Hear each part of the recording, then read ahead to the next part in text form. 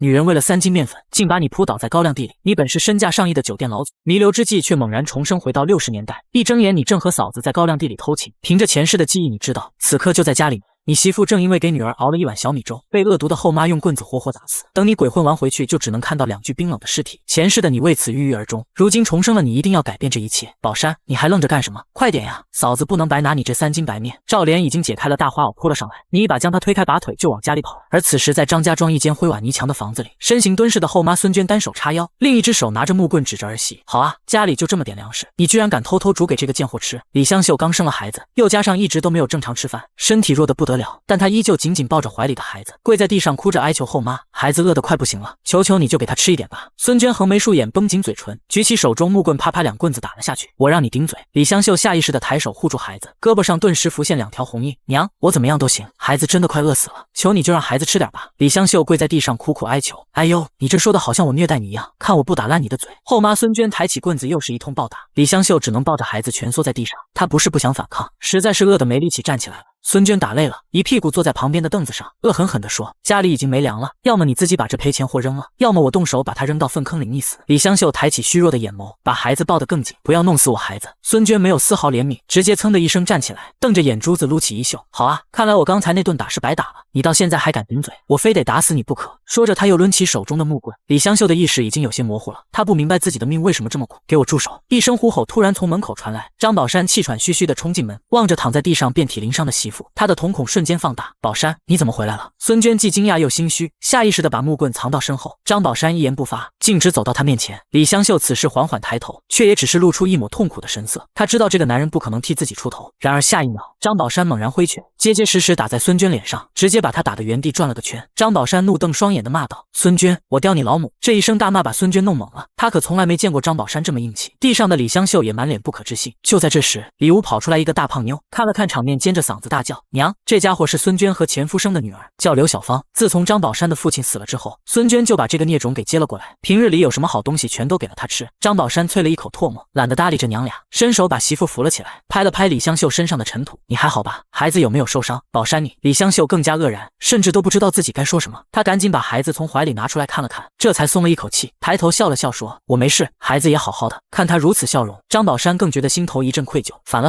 张宝山，你居然敢对我动手！孙娟骂骂咧咧地从地上爬起来：“你敢打我娘，我和你拼了！”刘小芳怪叫一声，直接扑了过来：“去你的！”张宝山一脚把他踹到一旁：“你真是疯了，你打小芳干什么？”孙娟心疼的眼泪都快流出来了。刘小芳真是被养成了巨婴，居然直接在地上撒泼抖腿哭个不停。孙娟眼神阴雾，直勾勾地盯着张宝山说：“你别看见我打你媳妇就觉得不服，家里就剩那么点小米，全都让他偷着给吃了。”一听这话，李香秀再也忍不住，一边哭一边辩解：“娘啊，咱说话得凭良心，我和孩子2天没吃饭了，我再不熬粥给他吃，难道要看着他活活饿死吗？我呸！”孙娟吐了一口唾沫，尖着嗓子厉声大叫：“饿死了也活该！你就是个破烂货，什么都不要都愿意嫁给张宝山，肯定有问题。再说了，你就生了个闺女，饿死了又怎么样？就算养大了也是赔钱货，到时候恐怕连一碗小米都换不到。”李香秀气得浑身发抖。张宝山此时正在火头上，听到孙娟这么侮辱自己媳妇和闺女，他妈的，你这张臭嘴就欠收拾！啪啪，直接赏了孙娟2个大嘴巴。孙娟一看自己打不过，直接让张宝山滚出这个家。张宝山平时游手好闲，根本没有养活妻儿的本事。李香秀也是心底一凉，自己倒是可以陪着张宝山吃苦，可是孩子不行。她轻轻拉了拉张宝山的衣角：“要不还是服软吧？不敢了吧？不敢了就给我乖乖跪下。”孙娟一副盛气凌人的样子，张宝山怒极反笑：“真是个不要脸的泼妇！这房子是我爹的，要滚也是你滚！”孙娟听到一点不慌，反而大笑：“我说你这个没用的废物，实话告诉你吧，你爹早就把这房子给我了。”张宝山着实一愣，还以为对方只是在骗自己，不信是吧？孙娟从抽屉里拿出一张房契，重重地拍在客厅桌子上。张宝山拿起来扫了一眼，顿时如遭雷击，上面清清楚楚写着自己老爹和孙娟的名字，还各自按了红手印。张宝山气得浑身直颤，孙娟抱起胳膊满脸不在乎：“你们现在就给我滚，不然我让村里大队来赶你们走，反正房子现在是我的。”张宝山真想一拳头打死他，但是他还要照顾身后的妻子和女儿，你们这一家3口啊，就等着在街边要饭，活活饿死吧！孙娟说完斜着眼看着李香秀：“大妹子，姐们也劝你一句，赶紧离了吧，带着孩子另找个人，哪怕是个糟老头子也没关系，最起码能填饱肚子。”李香秀紧咬着嘴唇，只能可怜巴巴地看着张宝山的背影。张宝山灌血双眼瞪着孙娟：“我不会放过你！”说完他果断转身：“媳妇，收拾收拾东西，咱们走。”们走。李香秀虽然觉得苦，但也一向听张宝山的话，转身回房收拾了一下，其实也就几副碗筷和几件衣服。望着一家三口的背影，孙娟冷笑连连。张宝山主动把孩子抱了过去，你这还没出月子呢，别太累了。李香秀惊讶地看着他，终于忍不住询问，宝山，到底出什么事了？你怎么突然变了？张宝山停下脚步，微笑着说，我变成这样不好吗？好是好，就是觉得有些奇怪。张宝山收住笑脸，认真地看着他，老婆，跟着我你后悔过吗？李香秀微微低头，说实话后悔过，但是谁让我嫁给你了呢？不管日子怎么样，我愿意跟你过。张宝山眼神发亮，他一把将李香秀抱入怀中，你放心，我一定会把你们娘俩养得白白胖胖的。李香秀也灿烂地笑了，好，我相信你，但是咱们现在去哪儿啊？张宝山抿了抿嘴，去你家。李香秀低下了头，她长得很漂亮，就是因为家里条件太差了，所以她爹才把她嫁给张宝山。放心，到了家我去和咱爹说。张宝山一手抱着孩子，一手牵着她的手。天黑之前总算到了李家沟，来到家门口，一个佝偻的老头正在收拾柴火，看到来人，他眯着眼睛看了半天，才看清是女婿和闺女。他手中的柴火咣当一声掉到地上，连忙擦了擦手，一副讨好的样子走了过来。哎呦姑爷，这是什么意思啊？他还以为自己闺女被退回来了呢。张宝山笑了，爹，没什么事，我带着香秀回来住几天。哦好，快进来。李建国来到客厅，点起昏黄的油灯，小心翼翼地站在炕边搓着衣角，老脸通红。你看看，我也不知道你们要来，家里什么吃的都没了。他这把年纪根本干不了活，在村大队里也挣不了工分，全靠着中午去大队食堂蹭着吃点，一天也就吃那么一顿饭。李香秀低下头，眼泪止不住的掉。偏偏就在这时候，孩子饿醒了，哇哇哭个不停。爹，李香秀抬头哽咽地说，都怪我身子不争气，可真是没奶水了，你想想办法，孩子不能饿死啊。李建国佝偻的身子微微站直，重重的点了点头，闺女，你别着急，我去你二叔家借点。说着他转身往外走，老眼昏花，又差点绊倒。张宝山赶紧扶了一把，爹，我和你一起去。他当然明白，这个年代去亲戚家借东西根本不是那么容易的事。不行，李建国却非常强硬的把他推开，姑爷，别人看见会说你来我这倒插门，我不能让你丢这个脸。他说什么也不允许张宝山一起，自己一个人颤颤巍巍的出了门。不一会儿的功夫，他就提着一斤白面回来了，另一只手里还捏着2个鸡蛋。老头子咧着嘴笑，闺女啊，我先给孩子熬点糊糊吃，这2个鸡蛋我给你蒸上，你和姑爷一人一个。这老头格外开心，但张宝山却看得清楚，岳父的2个膝盖分明沾着尘土，为了借这点吃的给弟弟下跪了吗？看着李建国在灶台前忙碌，张宝山捏紧了拳头，他想着一定要赶紧把日子过好。没多久东西做好了，总共2碗面糊2个鸡蛋。李建国把所有东西都推到张宝山夫妻面前，快吃，这么远的路肯定都饿坏了，你看这小家伙馋得流口水了。李香秀拿起碗先给孩子喂了几口，接着自己又吃了几口，然后看向张宝山，我能给我爹吃一口吗？张宝山愣住了，眼眶有些发红，笑着点头，当然可以啊，不，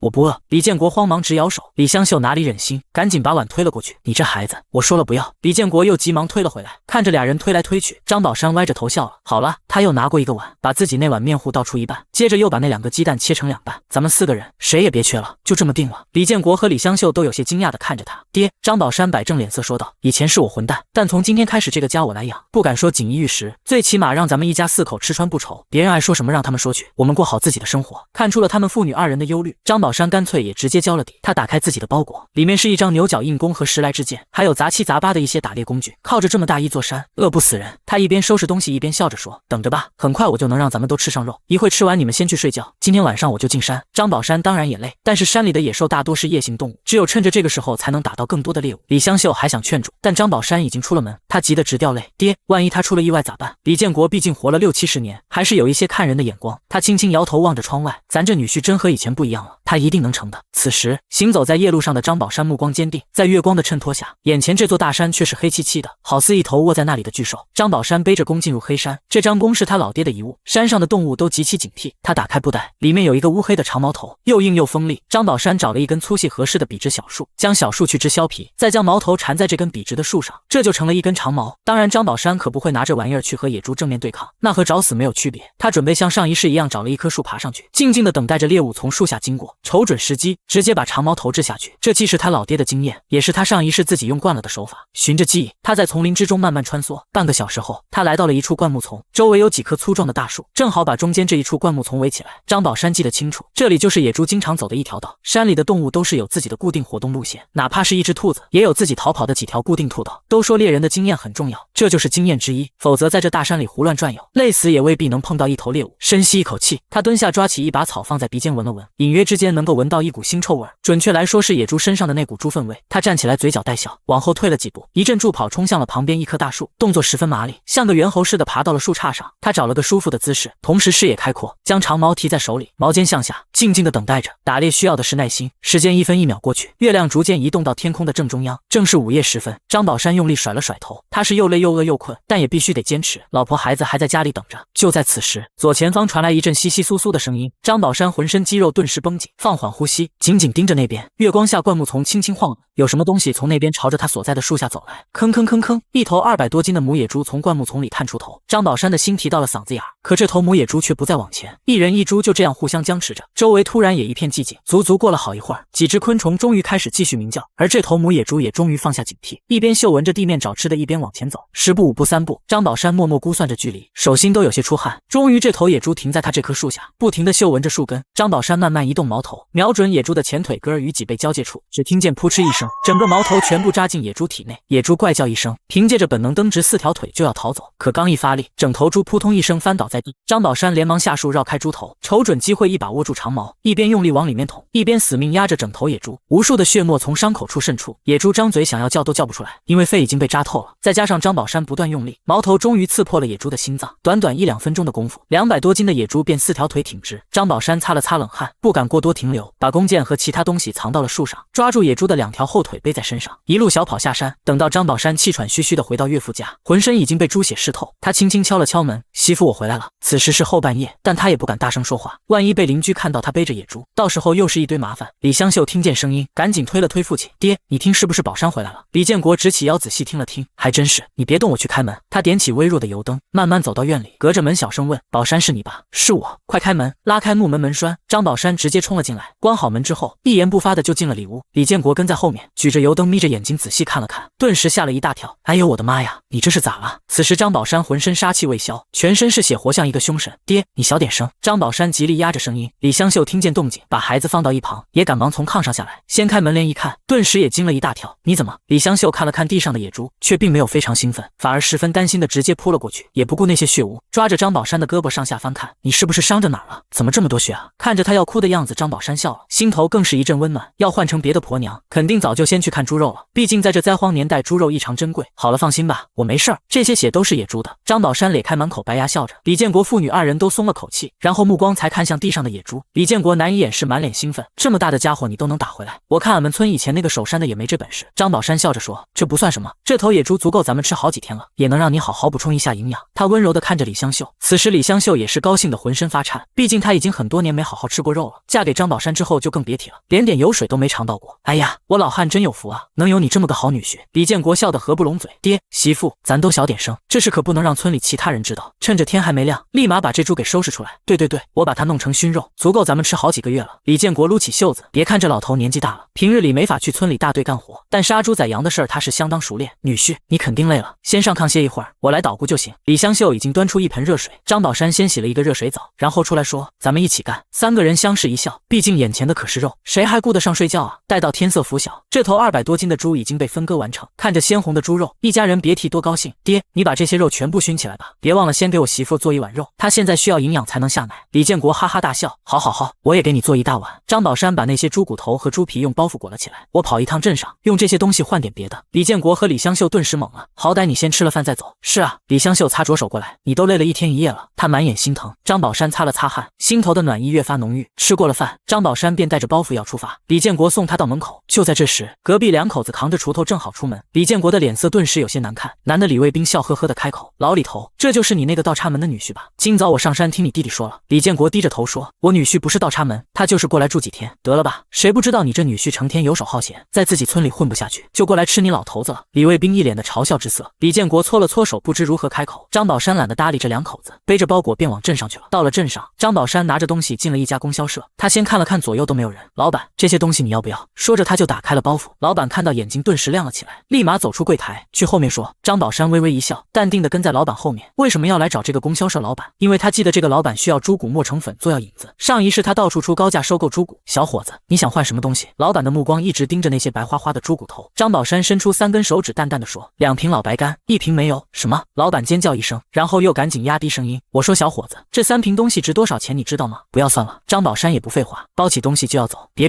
你着什么急啊？老板赶紧拉住他的胳膊。此时老板娘掀开门帘冲了出来，看到猪骨头顿时乐开了花。老板没有办法，只能答应了张宝山的交换。换完东西以后，张宝山直接去了镇政府，和门卫说明来意之后，他轻车熟路的进了办公室。在进去之前，他把2瓶酒藏进了衣服里。办公室里只有一个人，穿着灰白色的中山装，正拿着报纸在看，轻轻敲了敲门。张宝山笑着点头：“李维明，李队长是吗？是我，同志，你有什么事吗？”那人站起来，有些意外的看着他。张宝山进门，顺便关上了门，从怀里掏出2瓶白酒。哎，李维明顿时警觉：“同志，你搞这一套是什么意思啊？”李队长，我是张弘阳的儿子张宝山。李维明顿时愣住了，上下打量一番之后，这才撤下了警惕：“是你啊！”李维明现在是镇上的民兵队长，早年间经常带人上山巡逻，和张弘阳关系非常好。李维明给他倒了杯热水，坐下之后叹了口气：“哎，没想到你爹都已经走了，真是命运无常啊！你来找我是有什么事儿吧？不过先说好，你把酒拿回去，我不搞那一套。”张宝山笑着摆了摆手：“李叔，我这2瓶酒不是贿赂您的，就是我爹临走前跟我说，当年他喝了你不少酒，让我以后有机会一定要还给你。”听到张宝山这么说，李维明挑了挑眉，犹豫了一下：“好吧，不过我得告诉你，我不会因为你这2瓶酒给你走后门哈。”张宝山点了点头：“我明白，李叔，我是想当个守山人，找您帮我申请一下。我没有我爹那么大的本事，真要有什么猛兽冲下山，祸害咱们老百姓的庄稼，我手里没家伙也不行。”李维明眨了眨眼：“你是想申请一支枪？对，我还以为什么事儿呢。”李维明松了口气：“这个没问题，你们家是猎户出身，资格也够，你的年龄也合规。”他站起身拍了拍张宝山的肩膀：“我现在就去给你办，你在这等我。”不一会儿的功夫，李维明就提着一支步枪回来了。张宝山按流程签字按手印。李维明看完文件点头说：“这就没问题了，不过我一次只能给你20发子弹，你每打1发，要在这个本本上记清楚打了什么东西，子弹用完了可以随时过来找我要。”“好，我都明白，谢谢李叔。”张宝山连连点头。守山人不用去大队干活，虽然分不到粮食，但是山里的东西可以随便打。从镇政府出来，张宝山长出一口气，有了神器在手，接下来什么都好说了。他吹着口哨，扛着枪，提着煤油乐呵呵的回家了。可刚到门口，顿时听到家里传来一阵阵吵闹声，他急忙冲进院里，只见李卫兵带着几个村民把李建国和李香秀围了起来。再一看，地上还摆着2大块熏了一半的肉。李卫兵红着眼大声吆喝：“老李头一把年纪都干不了活，哪来这么好的肉？肯定是偷的。”李香秀忍不住反驳：“李二哥，这是我男人从山上打来的，不是偷的。”“放屁！你那个男人什么德行？他能打来这个玩意儿？”李香秀气得满脸通红，其他人也是纷纷附和：“行了，老李头，我也不难为你，到底从哪偷的？老实交代还能从宽处理，要是等我们把你送到村大队去，可就不是那么简单的事儿了。”这家伙摆明了就是想来分肉，可李建国哪里能把肉送出去？这可是张宝山打来的。李卫兵气得上蹿下跳，气急败坏地指着他大叫：“大家一起动手，把这个老杂毛绑了，挂牌子游街！”张宝山看到这一幕，他一声大吼：“我看谁他妈敢动！”众人吓了一跳，纷纷转头看去。李香秀已经急得满眼泪花，看到张宝山终于露出了笑容。张宝山走到人群中央，一把将几个人推开：“你们想干什么？明抢啊！你少在这里乱扣帽子，这么多猪肉，不可能是你打的。”李卫兵还想发动周围的人，反正大家见者有份。张宝山抄起旁边的柴刀大喊：“这野猪就是老子从山上打的，谁敢抢我砍死他！”李卫兵吓得退了好几步，其他想哄抢的也缩着脖子往后躲，他们心里都觉得奇怪，不是说老李头家的女婿是个废物吗？这他妈到底是谁传的谣言？他分明是个狠人。李卫兵眼珠子乱转，顿时又来了坏水儿：“你上山打猎那是侵吞公家财产，我要去镇上告你，你就等着坐牢吧！”一听这话，李建国顿时慌了神，他赶紧颤颤巍巍地走上前去，把张宝山拦到身后，大声说：“有什么事你们冲我来，和我姑爷没关系。”李香秀也是担心的不得了，赶紧小声说：“不行，你先跑吧，他们不敢把我们怎么样。”哈哈，现在知道怕了，晚了。李卫兵蹦着往外跑，头也不回的去了村大队，其他人也是笑呵呵的等着看笑话。“姑爷，你赶紧往山里跑，先躲躲风头再说。”“是啊，宝山，你快走吧。”李香秀用力往外推他：“你们别担心，等他把人叫来了，看谁认栽。”张宝山淡定自若的捡起地上的猪肉。不多时，门外传来一阵密集的脚步声，李卫兵带着村里的民兵冲了进来：“就是他，违反规定，私自上山打野猪，快把他抓起来！”大队长李德指着张宝山问道：“你不是我们村的人吧？”张宝山走上前，淡定的回答：“大队长，守山人打猎应该没什么问题吧？”此话一出，现场的所有人都表情一变。“哎呀！”李卫兵尖叫一声：“这小子满嘴跑火车，一句实话都没有。他要是守山人，大队长能不知道吗？”李德点了点头，一脸怀疑的望着张宝山。张宝山不急不慢的拿出那张证明，递给对方看。所有人凑上前仔细瞅了瞅，全都愣住了。李德挑了挑眉：“既然这样，那就没事了，都散了吧。人家合法合规，没什么问题。”等会儿，张宝山叫住他，然后指着李卫兵：“这个家伙带了一群人闯到我家里来，还要动手把我老丈人绑起来，这事不能就这么算了吧？”“什么？”李德顿时脸色难看，缓缓转头盯着李卫兵：“你这家伙真是胆大包天啊！关1个月进行思想教育。”李卫兵一听直接吓懵了，其他人也吓得四散而逃。所有人走了以后，李建国还笑呵呵地问守山人的事。张宝山看了看周围，拉拉着老丈人和媳妇进屋，直接把白布揭开，露出一把崭新的步枪。我的妈呀，直接给你发枪了！李建国瞪大双眼，李香秀更是满脸不可置信。我们的日子一定会越来越好。张宝山信誓旦旦地说。此刻，孩子却突然在炕上哭了起来。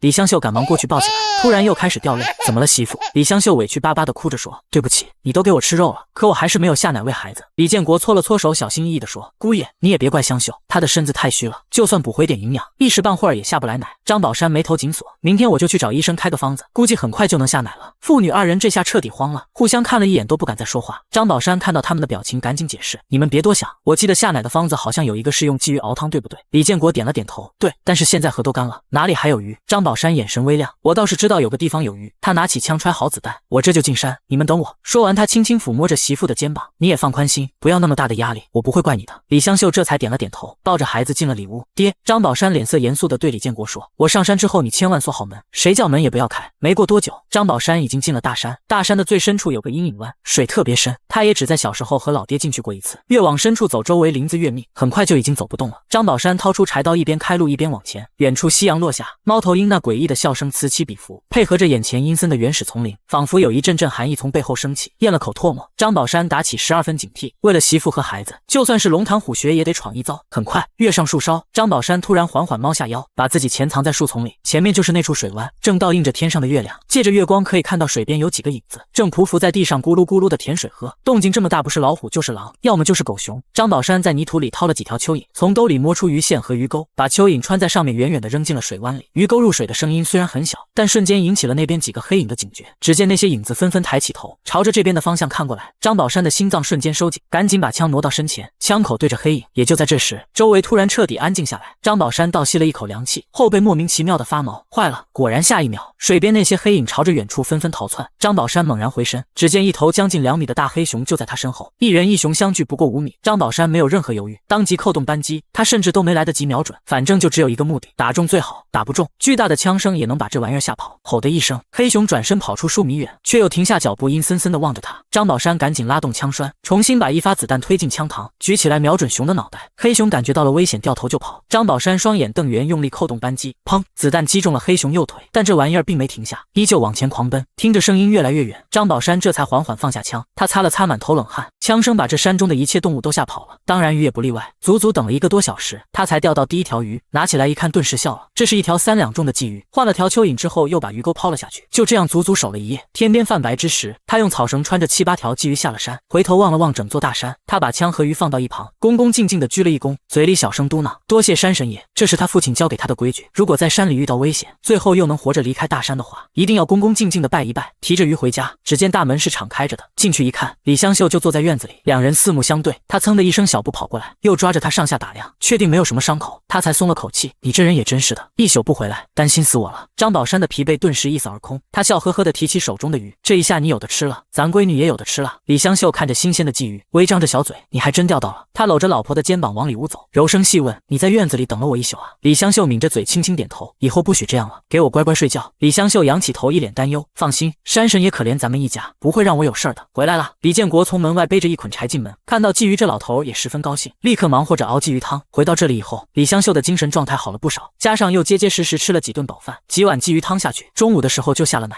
他喜极而泣，抱着孩子回房间开始喂奶。宝山，谢谢你，要不是你，我们娘俩真就活不下来。只见张宝山已经歪倒在炕头，闭着眼睛微微打鼾，他太累了，这几天几夜他一点都没有休息。张宝山一觉睡到了下午4点，醒来感觉浑身酸痛，我来给你按一按。李香秀温柔地走了过来，张宝山舒舒服服地享受着。李香秀一边按一边说：和你商量个事儿，要不咱们还是回去吧。张宝山一脸疑惑地回头，甚至都有些惊讶。李香秀有些不好意思地说：不管怎么说，孙娟也是咱名义上的妈，咱们应该给她养老送终，这我就得批评你了。张宝山盘腿坐了起来，你就是这个性格才会老受欺负，我们绝对不会再回去，以后咱家就只有爹一个老人，我会给他老人家养老送终，咱们一家3口就在这生活下去。李香秀眼中闪过一丝不易察觉的笑意，其实她也只是试探一下。听到张宝山这么说，她才彻底放心。张宝山突然抓起李香秀的手，这双手上满是血口子，简直触目惊心，这应该是长期重度度劳作加上泡水导致，要是不治疗根本没法愈合。张宝山突然想起来，狼油对这种疮口有奇效。晚上吃过饭，张宝山背着步枪又要进山，李香秀的眉毛都变成了八字，担心的一直在屋内打转。转眼的功夫，张宝山再次出现在深山之中，深呼吸一口气，这一次他直接拉栓上膛，月光如水，张宝山的身影在树影之中缓缓前进。他担心的是再碰到黑熊，所以特意绕过了那片阴影湾，来到山林最深处。张宝山双手放在嘴边弓起，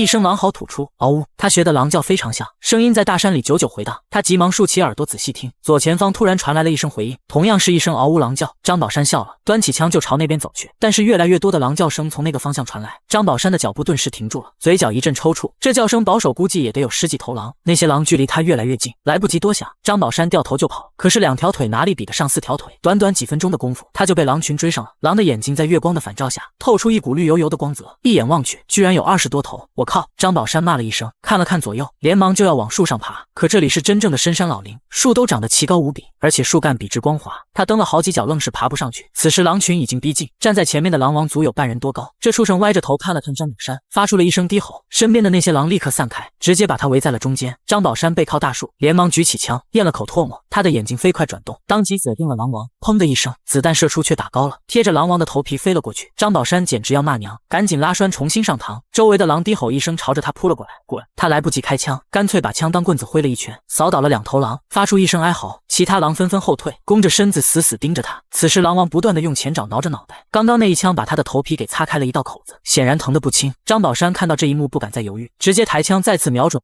砰的一声，这一次狼王彻底倒在地上，其他狼见状纷纷往后退。咔嚓，张宝山再次推入一发子，又是一枪放倒了另一头狼。这下所有的狼都怕了，立刻掉头逃进了森林之中。张宝山靠着大树缓缓滑坐在地上，只觉得一阵口干舌燥，心脏还在砰砰跳个不停。谁能想到一嗓子居然招出了一群狼。歇了好一会儿，他拿着枪紧接着靠近狼王，确定死透了才将其背到身上。好家伙，一上手才知道这畜生足足得有7、80斤，连带着打死的另一头狼他都扛了起来。等回到村子，天色已经大亮，路上不少人都看到了他背着2头狼，一个个满眼震惊的愣在原地。等他走远了，村民们交头接耳，这不就是老李头家的那个上门女婿吗？好家伙，他打了2头狼啊，其中有一头还特别大，搞不好是个狼王。回到家，张宝山将2头狼重重的卸到院子里。李建国提着泔水桶出来，看到地上2头狼吓得双腿发软，当场瘫软在地。张宝山把狩猎经过说得轻描淡写，李建国却听得心惊肉跳。李香秀出来看到自家男人身上又有血迹，他一阵皱眉，于是又是一番仔细搜身检查。不过张宝山也乐得如此，满脸笑意的看着媳妇，这下你的手就有救了。张宝山说着拉起李香秀的手，你呀，我的手哪有你的命重要？李香秀笑着嗔怪。2人到了院子里，张宝山和李建国一起剥皮拆骨，李香秀负责烧热水。没多久，张宝山就剥下一张完整的狼皮，等找人好好揉一下，然后给小家伙做一点狼皮帽子，再缝个狼皮小袄，一定很漂亮。李香秀坐在灶台边明媚的笑着，这么小就穿狼皮，长大了还不得也得很啊。听着小两口你一句我一句，李建国心里别提多美了。他原本以为自己这辈子就这样了，哪能想到自己还能有这样的幸福时光。处理好2头狼已经是中午时分，张宝山用几个石头围了一圈，熬制了一大碗狼油，冷却的差不多了。他牵起李香秀的手，轻轻的一点一点往那些口子上涂抹。李香秀心里只觉得美滋滋的，他往窗外偷看了几眼，突然凑过去用力亲了张宝山一口。小两口面面相觑，不由得都有些脸红。李队长，有什么事吗？院子里传来李建国的声音。大爷，我听说宝山打了2头狼是吧？李德探头探脑的往里看，张宝山走了出来。李队长，怎么了？李德欲言又止，走，咱们进屋说。片刻之后，屋子里4个人神情凝重。按照李德的说法，政府在村里规划了一个牛圈，当时是搜查了山上没有狼才同意的。你跟我说实话，到底是在什么地方打到的狼？张宝山看了看老丈人和媳妇，他是真不想说自己遇见了狼群，否则老丈人和媳妇以后都会担心他。你倒是说啊！李德急得直跺脚，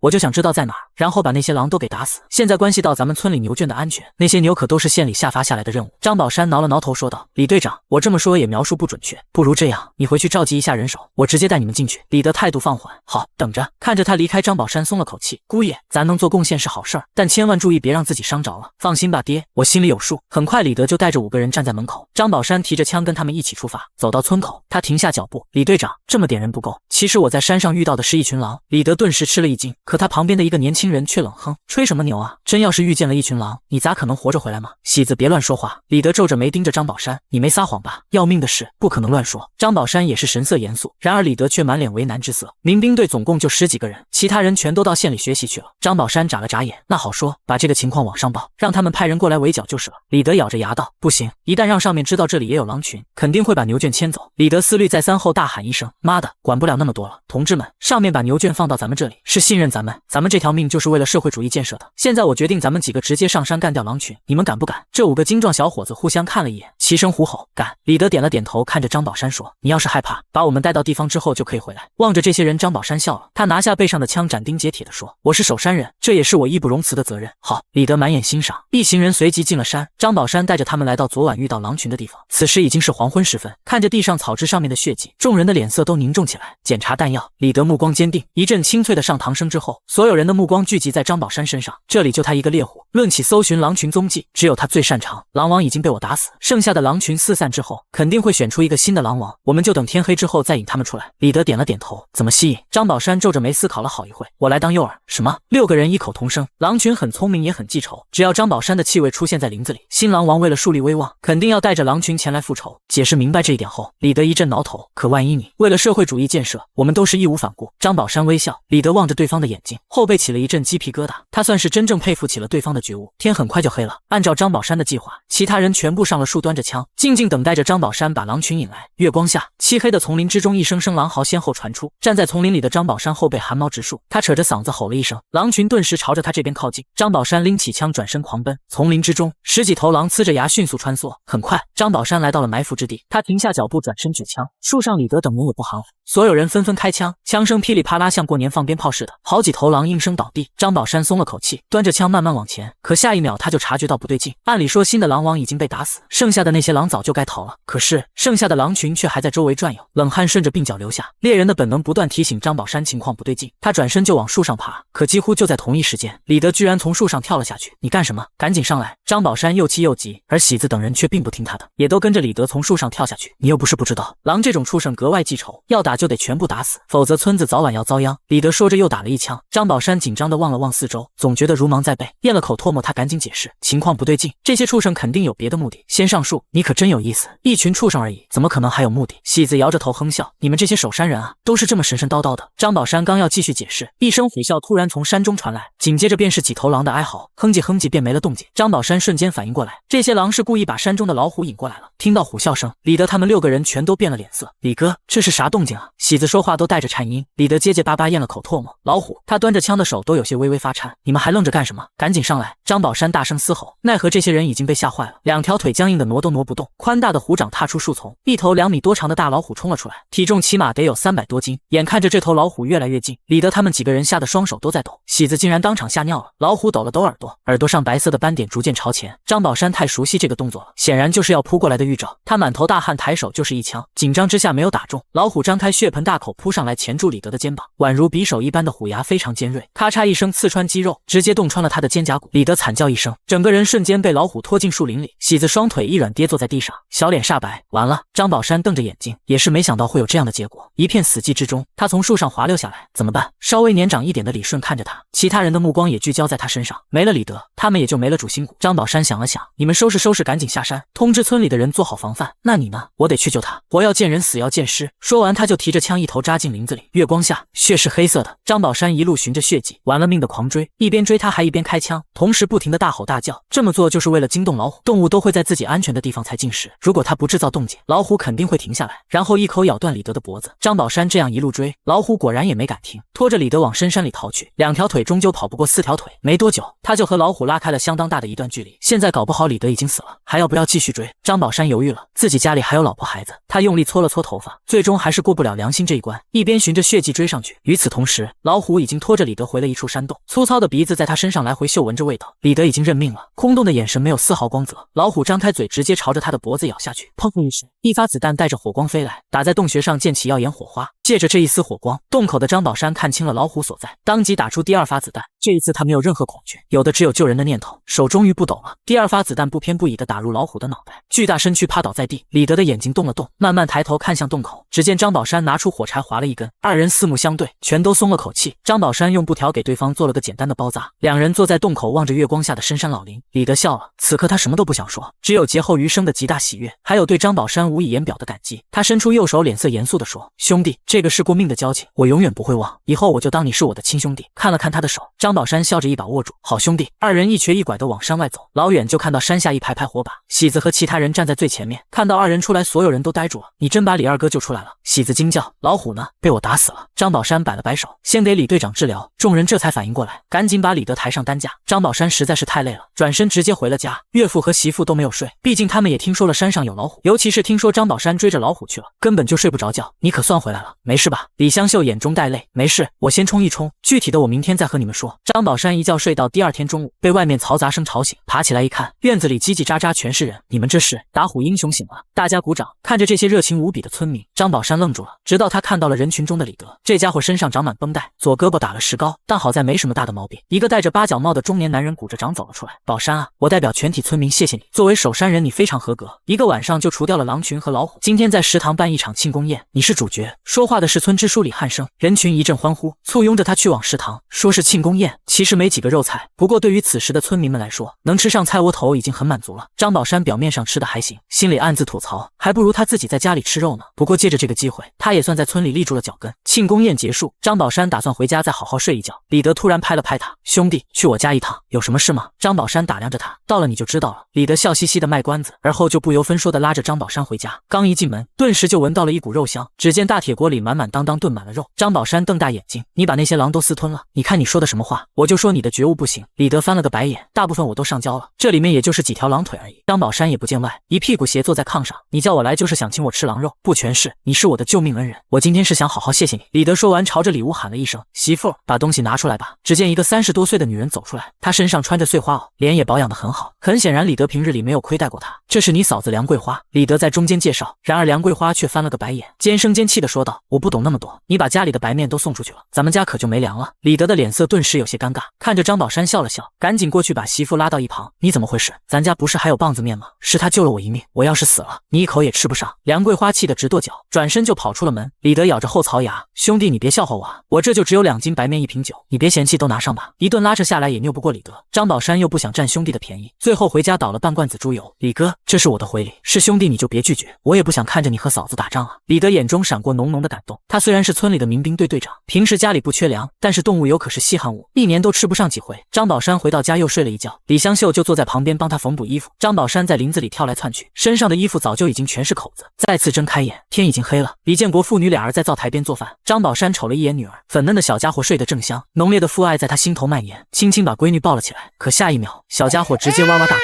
张宝山慌了神，笨拙至极的晃动着，哎呦我的小祖宗，别哭了。然而这小家伙却越哭声音越大，张宝山满脸无奈，媳妇，这咋办呀？来，给我。李香秀一边擦手一边过来，只见他轻轻摇晃了几下，小家伙当场安静。张宝山擦了擦急出来的汗，果然还得是亲娘管用。李建国端着一盆菜上桌，别闹了，赶紧吃饭吧。正儿八经的一大盆野菜炖猪肉，调味料只有盐，但是也挡不住香味四溢。一家人围坐在餐桌旁，张宝山拿起窝窝头咬了一口，今天的窝窝头口感相当不错。李香秀的脸色却有些不自然，她小心翼翼地说，宝山，你不要怨我，我是看你累了，才把今天的白面掺了一点点进去，想着让你吃得好点。张宝山笑着叹气，媳妇，我说过很多遍了，你不要在我面前这么小心，我不会再像以前那样混蛋了。李香秀松了口气，张宝山拿出李德送给他的那瓶酒，拧开用力吸了一口，真香啊。李建国眼神都直了，张宝山赶紧给老丈人倒了一碗，爷俩一直喝到10点多，各自都有些微醺，终于收拾睡觉，躺在西炕上。李香秀钻进张宝山的怀里，谢谢你。他前几日提起父亲其实很喜欢喝酒，但是已经很多年没喝过了，他没想到张宝山居然把这样的小事也记在心里。一夜过去，第二天天色刚亮，张宝山在院子里劈柴，宝山，饭做好了在灶台上，我去洗衣服。李香秀端着木盆往外走，张宝山点了点头，但是看了一眼立马跟上去，翻动着木盆里的衣服。怎么了？李香秀十分疑惑，你拿什么洗衣服？张宝山好奇地问，因为他发现盆里并没有肥皂。李香秀有些无奈，咱家里没有肥皂，我就摘了一些皂角，然后弄了一些灶台里的烧灰混合着用。他说的轻巧，没有肥皂洗衣服就得不停地敲，这可是个真真正正的体力活，而他还没出月子呢。张宝山心里一阵酸楚，扔下斧子往镇上去，结果供销社里正好没货，说是都已经下发给各个村了，如果想要的话只能去找他们买。张宝山一下子为难了，他手上可1分钱都没有。回村后，李德告诉他可以用猎物到村上去换。张宝山想着用老虎换太不划算了，那就进山打些小东西回来换。事不宜迟，他回去提着弓箭和步枪就上山了。由于上次打虎事件，镇上直接给他送了50发子弹，所以张宝山现在是底气十足。此时正是阳光光明媚，树荫之下格外清凉。张宝山凭借丰富的狩猎经验，没多久就用弓箭射杀了好几只兔子，拎着兔子往前走，身后突然传来咔嚓一声响，张宝山瞬间回头，枪口已经对准那边。有了上几次的经验，现在他的反应相当快，可紧接着他就愣住了，前面不是动物是个人，而且还是熟人。宝山大爷，一个满脸络腮胡的中年人，手里提着一杆单发猎枪，这人名叫张大奎，是张宝山他爹的结拜兄弟之一。两人各自放下枪，蹲在树下聊起了天。张大奎没想到宝山能走他爹的老路，他告诉宝山往南走大概2-3里路，有好几头鹿。张宝山给他送了2只兔子。看着张大奎走路一瘸一拐的，张宝山心里一阵酸楚。在这饥荒年代，大家的日子都不好过。张宝山暗自决定，如果能打到鹿，一定要给张大奎送一头去。转头往南边走，不多时就到了一处山沟，山沟里头则是许多低矮灌木。张宝山端着枪走下山沟，突然前方传来一声怪叫，张宝山立刻蹲下，这正是鹿的叫声。斑驳的树叶间，一头鹿缓步走过，棕色鹿皮上面点缀着白色斑点。张宝山顿时屏住呼吸，慢慢把枪伸出去。那头鹿丝毫没有察觉，依旧低着头吃草。瞄准许久，张宝山却并没有开枪。现在所处的位置太差，开枪只能瞄准鹿的后脑勺，目标太小了，一旦放了空枪就再也追不上了。咬了咬牙，他只能匍匐着往右边爬，想着挪动到鹿的侧面，他打算瞄准鹿的耳朵，直接打个对耳穿。如此一来，整张鹿皮上就没有任何瑕疵。可偏偏这头鹿调转方向，只留给他一个白色的屁股。他妈的！张宝山心里骂了一句，只能继续往前爬。咔嚓，他不小心压断了一根树枝，那头鹿顿时警觉，抬头死死盯着他这边。鹿的鼻子抽动个不停，一旦闻见了人的气味，肯定立马就会跑。张宝山的心都提到嗓子眼了，一动都不敢动。僵持了几分钟，这头鹿终于放下警惕，低头继续吃草。张宝山依旧不敢乱动，因为他了解鹿这种动物的习性。此刻鹿的尾巴还在高高翘起，说明它根本就没有放下警惕。虽然现在看着还在吃草，但实际上已经随时准备要跑。就这样足足趴了10多分钟，看着鹿的尾巴下垂，张宝山才继续往前爬。终于找到合适的位置，他屏住呼吸，砰的一枪，子弹穿耳飞过。张宝山惊喜大笑，赶紧冲了出去，找了一根粗壮的树枝，轻车熟路的把鹿绑在上面，挑着下山。大中午的路上也没人，张宝山满头大汗回了家。老丈人正在炕上睡午觉，李香秀倒是还在等他，端着一碗打上来的井水，慢点喝，很凉。张宝山接过来，咕咚咕咚喝了个爽快。谢谢媳妇。他憨憨的笑了笑。李香秀接回碗，转身从饭橱子里拿出2个窝头，还有一碟油光光的蒸肉。你肯定饿了，先吃点吧。张宝山拿起窝头咬了一大口，兴奋地拉着媳妇到了院子里。看到那一头60-70斤的鹿，李香秀一阵惊讶，你还能打到这东西？老辈儿的人都说咱们这儿已经没有鹿了，你该不会又是跑到深山里去打的吧？言辞之间带着些许责怪。张宝山赶紧解释，没有，在南沟那边打的。下午夫妻2人一起动手，一会儿功夫就把鹿收拾干净了，直接挂在院子里晒。李香秀用一些破布缝了个罩网，用来隔绝苍蝇。2人进屋坐着喝水。媳妇，这种日子你还满意吗？李香秀愣了一下，满脸不可思议地说，我当然满意啊，我做梦都没想过能过上这种日子，我还以为这辈子就……他又想起以前的日子，眼神黯淡。张宝山搂住他的肩膀，以前的事情就不要再想了，只要你高兴就好，我保证咱们的日子越过越红火。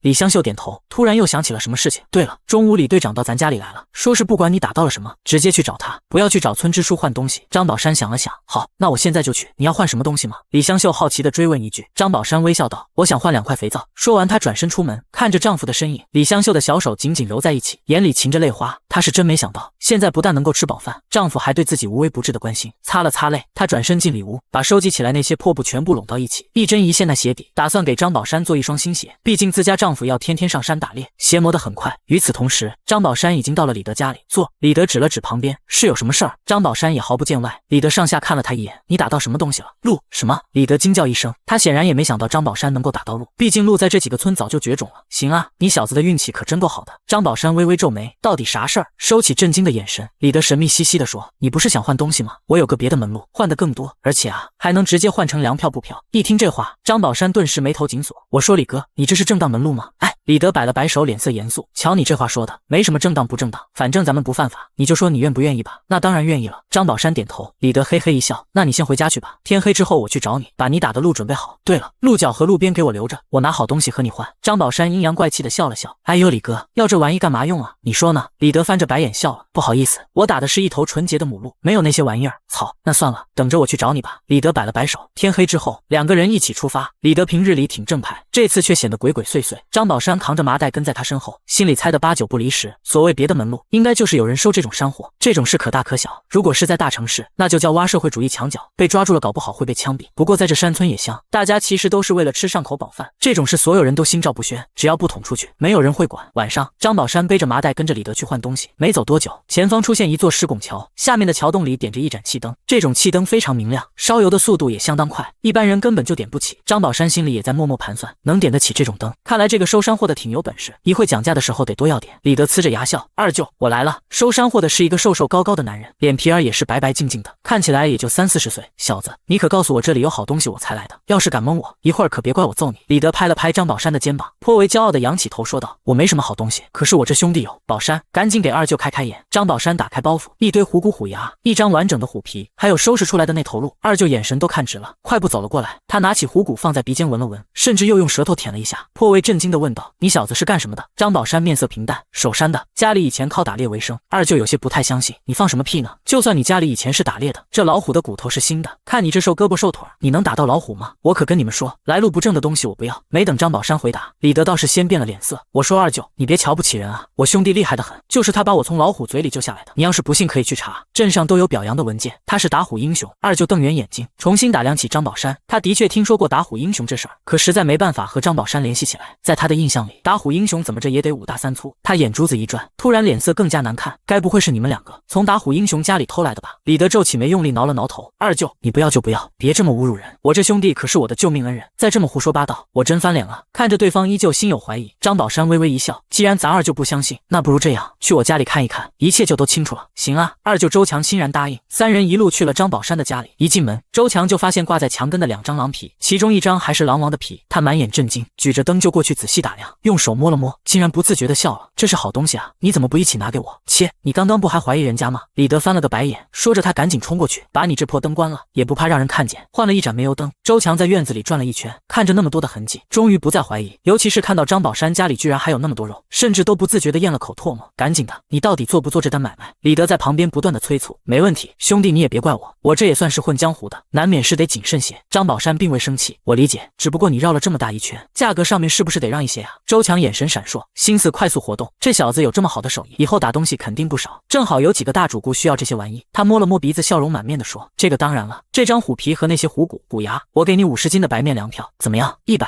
张宝山挑眉，周强愣了一下，摆出一个手势，60、110。张宝山毫不犹豫，哎，怎么我涨价你也涨价啊？周强都懵了，从来没见过这样讲价的。张宝山微笑着装出一副憨厚模样，对啊，你涨我也涨。周强眨了眨眼，觉得自己找到了对方的规律，他坏笑着伸出5根手指，我捡到50斤，120斤。周强彻底傻眼，怎么我捡你还涨呢？张宝山两手一摊，装出一副无辜的样子，二舅。李德压着笑容，我这兄弟比较认死理，你就给他100斤吧，你他妈怎么胳膊肘往外拐？我可是你表亲二舅。周强急眼了，偏偏手里有几个主顾都要这些玩意儿，他嘴角抽搐着说道，得，算你厉害，不过我手上就70斤白面票，还有20斤棒子面票，你觉得合适咱就换，不合适我也没招了。李德和张宝山对视一眼，自然是笑呵呵的答应了。周强把老虎身上的东西全部打包，虽然他也看上了那些狼皮和鹿，奈何手上已经没有粮票了，只能嘱咐着抛下一句话，不许和别人换，以后我会再来。他离开后，张宝山抽出20斤白面粮票递给李德，别，我就是牵线搭桥，真没有别的意思，我知道。张宝山拉过他的手，硬把粮票塞进去，这是我的一点心意，当我是兄弟你就别拒绝。李德竖起大拇指，好兄弟，你真够意思。送走了他之后，张宝山和李香秀高兴的一起数粮票，李建国也是笑得合不拢嘴，这么多粮票，省着点够一家人吃半年了。可突然张宝山收住了笑脸，不对啊，我是想去换肥皂的。你傻呀？李香秀推了他一把，有了这么多粮票，换个肥皂还不容易吗？对，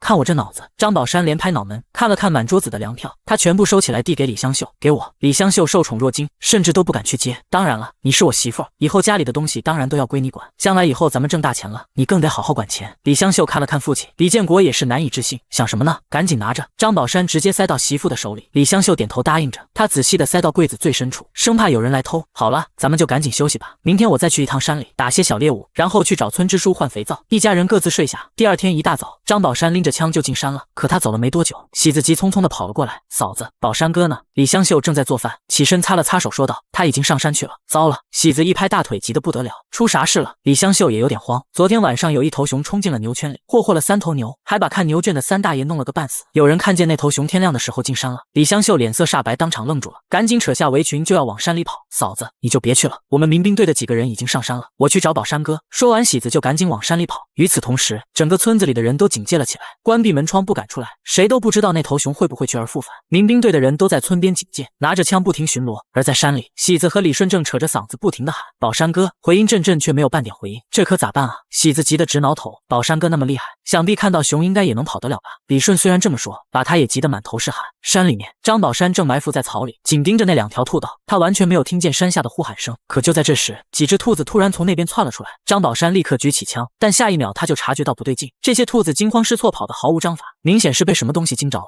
正在疑惑之际，前方50米处一个黑影窜出，张宝山一眼便认出这是之前遇到的那只黑熊，因为这头熊跑起来后腿明显有些瘸，咽了口唾沫，他也顾不得这几只兔子，连忙转身就跑。这可不是开玩笑，2米多高的大黑熊，一熊掌就能劈碎他的脑袋。他这么一跑，瞬间吸引了黑熊的注意力，黑熊当即发了狂，转头就朝着张宝山追来。张宝山吓得浑身发麻，玩了命的往山下跑。眼看着双方的距离越来越近，突然喜子和李顺出现在前面，3人一照面，这2个小年轻高兴的大跳：“宝山哥，可算找到你了，快跑！”张宝山扯着嗓子大喊。2人愣了一下，然后就看到了张宝山身后的大黑熊，当下撒丫子就跑。此时已经快要到山脚下，村里的民兵队听到动静也都往这边聚集，黑熊这才停下脚步，站在原地看了好一会儿，终于转身朝着山里走了，一路跑到了山下。喜子和李顺的肺都快跑炸了，像野驴似的喘着粗气。什么情况？李德带着一群人跑了过来，是黑熊。喜子断断续续的开口，紧接着张宝山也从树丛里跳了出来，腿一软，原地打了个滚。他抱着枪抬头，快点，那头熊就在山上。李德一听这话，顿时脸色微变，指挥身后的人举起枪对准山上，然后便是噼里啪啦的一阵枪响。他们不知道黑熊已经放弃追赶了。回到村里，村民们都很害怕，李德也安排了民兵24小时轮岗巡逻。他双手叉腰，严肃地说：“现在最重要的是怎么把那头黑熊除掉。”张宝山抬起头想了想说：“这么大一头黑熊，好几枪都不一定打得死，我看还是在村里设个陷阱比较好。”李德不明白，在村里设陷阱多危险啊，不如在山上设陷阱。张宝山咬着牙摇头：“不行，这种畜生非常的聪明。行吧，打猎你是行家，民兵队现在就交给你指挥，我们具体该怎么做？”2人走出屋子，很快就把民兵队的人都叫了回来，20多号人整整齐齐地站在院子里。张宝山扫视一圈，大家分成3组，第一组继续在山里巡逻，第2组跟着我去挖陷阱，第3组负责看住村里的人。很快一大帮子人行动了起来，不多时就挖出了一个4米多深、直径4米的圆形陷阱。宝山哥，真的有必要挖这么深吗？喜子拄着铁锹问。当然，要不是时间紧迫，还得挖得更深才行。张宝山招了招手，一旁的人扛来很多树枝铺在上面，然后用土盖住，最后铺上一层干土。紧接着，张宝山从队里牵了一头驴过来，把驴拴在陷阱旁边，然后把所有人都叫了回来。他下令之后，又让人把村里所有的狗征集到一起，同样分成了4组分发下去。到了晚上，张宝山亲自带队，所有火把熄灭，民兵队的人全都上了房顶，月光下静静地望着大山的方向。一直到了后半夜，那头黑熊果然出现，肥壮的身躯挪动着，小心翼翼地下山，鼻子在空中嗅闻了好一会儿。这家伙原地盘旋，想要进村又有所忌惮。黑熊的嗅觉极其灵敏，往往能够闻到几公里开外的血腥味，所以张宝山等人也不敢靠得太近。他身边的喜子有点焦急，慢慢探出枪口。张宝山赶紧摁住他的手，盯着他摇了摇头。这个距离想要一枪命中脑袋很难，这是一场耐心的较量。时间1分1秒过去，这头熊终于向前进村了，哼哧哼哧的呼吸声越来越清晰，众人的心也提到了嗓子眼。黑熊朝着村子北边的驴走去，院子里的几条狗顿时狂吠不止。黑熊果然吓了一跳，左右都是狗叫声，逼着他只能往前冲。那前方不远处正是陷阱，陷阱旁边的驴感受到了威胁，晃动着脑袋想要挣脱缰绳。看着黑熊越来越近，这头驴发了疯似的叫，不停地挣扎。黑熊停下脚步，盯着驴看了看，直接冲了过去。张宝山和民兵队的人纷纷直起腰，满眼期待地望着。就在黑熊即将踏进陷阱之时，却突然停下了脚步。他压低鼻子，在地上闻来闻去。张宝山心头咯噔一声，手心都开始冒汗。这头熊果然聪明，似乎看出下方是个陷阱，开始围着四周转圈。咬了咬牙，张宝山端起枪瞄准黑熊脚下，砰的一声，枪响如炸来。黑熊吓得浑身一颤，已经顾不得许多，直接往前冲，正好掉进陷阱。这突如其来的一幕让所有人都呆愣在了原地。黑熊在陷阱里挣扎怒吼，张宝山已经冲到陷阱边，他居高临下俯视着黑熊。狗熊那乌黑的眼珠子透出阵阵恨意，巨大的熊掌力气极大，抓动着土墙就要爬上来。张宝山一动枪口，又是一枪，黑熊瘫软倒地。李德等人气喘吁吁跑过来，看了张宝山一眼，各自都探头探脑的往下看。我的妈呀，这头熊恐怕得有500-600斤，咱这山里居然有这么大的玩意！这些人七嘴八舌的议论着。没多久，村民们也举着火把围了上来，看见死熊都吓得瑟瑟发抖。最后10几个人一起才用绳子把黑熊拉上来。李建国和李香秀也赶了过来。村民们回头看了父女2人一眼，全都笑呵呵的让了条路。老李头，没看出来你的眼光还真厉害，钓了这么个金龟婿。香秀啊，下半辈子你肯定有福了。几个大婶笑呵呵的吹捧着。父女2人对视了一眼，心里也不由得提起一股自豪劲。正在人群吵吵嚷嚷之时，村支书带着人赶了过来，看见眼前的黑熊也是惊讶不已，转身重重一巴掌拍在张宝山肩膀上。好小子，我就知道你能行。李德也在旁边帮腔，书记，这次咱们能够大获全胜，全都靠着宝山指挥得当。村支书满面红光，因为黑熊进了牛圈的事情，他正思考着怎么去镇上接受批评。如今这头头黑熊被干掉了，正好可以拿上去将功补过。为了感谢张宝山，村支书直接帮他把户口迁了过来。有了户口，李香秀也就可以去队上干活赚工分了。这可把一家人开心坏了。张宝山心里也是暖洋洋的，他从来没感觉到这么踏实过。回家路上，李德又送了2块肥皂过来，说是村支书奖励宝山的。张宝山自然知道是李德帮忙周旋，心里也是十分感激。回到家里，李香秀笑盈盈地端出一碗热粥。大米，这是哪来的？张宝山格外惊讶。南边4省送过来的。还有呢，这个是后屋李叔给的大酱。他笑得合不拢嘴。锅台上摆满了各家各户送来的东西，都是为了感谢张宝山的恩情。我在这村里混了一辈子，从来没见过谁有这个待遇。李建国脸上也是笑容不断。到了深夜，李香秀小脸通红，钻进被子直接抱住了张宝山。张宝山嘿嘿一笑，要不再造一个老二，我还没出月子呢。李香秀红着脸小声说，过了今年，明年可以试试。张宝山一把将她抱在怀里，好，到了明年，咱们的日子肯定也就好起来了。养个老二应该没压力。第二天早上，张宝山拎着枪扛着东西出门，路上不少人都和他点头打招呼，但张宝山并不是去山里，而是直接回了自己村。站在山坡上，他远远望着自己曾经的那个家，眼中没有任何留恋，转身绕过去，直接到了张大奎的家里。张大奎在院子里弓着腰磨刀，大爷吃了没？张宝山笑呵呵的进门，宝山你这是？张大奎满眼意外之色。张宝山把包袱放到一旁，里面是10斤棒子面和5斤白面，上次打猎你给我指了条道，我真打了一头鹿，我得上门谢谢你，拿走拿走。我不要。张大奎连连拒绝，抓起包袱就往张宝山手里塞。大爷，张宝山拉下脸，你这是打算断了咱爷俩的关系啊？放屁！张大奎皱眉，我和你爹是拜把子的兄弟，你要来看我，过来和我说说话就行，不用给我拿东西。张宝山无奈叹气，这老头估计一天吃2顿饭都困难。他直接提着东西进了里屋。臭小子，谁让你拿进去的？张宝山放下东西小声说，大爷，这些东西不白送你，是要换你消息的。我最近一直打不到猎物，我爹的手艺我连一半也没学会，所以大爷你就帮帮我，咱们爷俩一块打猎。张大奎愣了半晌，眼神逐渐恢复光亮，想起了曾经和张宝山他爹一起进山的光景。咱们这就走。张大奎连个徒弟都没有，这一刻他把张宝山当成了自己的徒弟。爷俩很快便进了山，一路上张大奎的话很多，指着这片山林侃侃而谈，什么地方大概会有什么猎物，他全部记得清清楚楚。在山里一定要多做记号，不准嫌麻烦，要是被黄皮子迷住了，你就知道记号有多么重要。张宝山连连点头，这些东西都是宝贵的经验。张大奎还告诉他山里有几处泉眼，两人一前一后围着山转圈，一直到了下午2、3点。张大奎低头一笑，谁都有年轻的时候，我年轻时也觉得自己了不起，什么野猪老虎一见就射死了。他眼神暗淡下去，直到死了几个人，我才真正收住了心。言辞之间，正是一个长辈在谆谆教诲后辈。大爷，张宝山突然打断他的话，自顾自地盯着远处。张大奎眼光一闪，顿时也警觉起来。两人远远地看过去，只见一撮猎毛从树叶间缓缓移动，看样子是一头野猪。张宝山拎起枪就要摸过去，回来！张大奎拉住他，